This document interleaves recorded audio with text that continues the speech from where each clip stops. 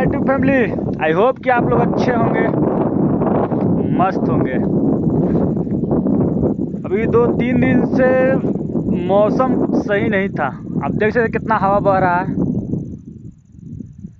और मौसम सही नहीं है तो इससे हम लोग के किसान लोग के भाई पे मतलब मुसीबत का पहाड़ टूटा है, क्योंकि बिहार में बहुत जगह फसल बर्बाद हो चुका।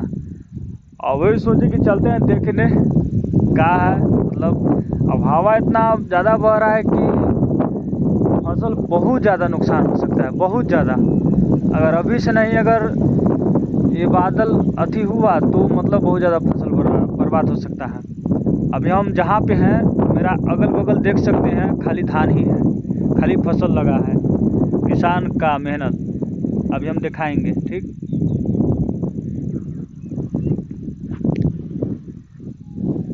देख सकते हैं पूरा सगरो ही हरियाली ही हरियाली है।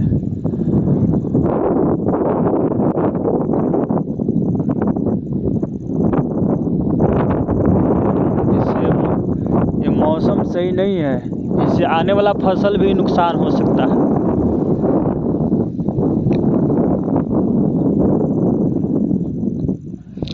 तब तक आप लोग कमेंट में बताइएगा कहाँ मेरा वीडियो गया और कहाँ से आप लोग देख रहे हैं। तब तो जय जवान जय किसान।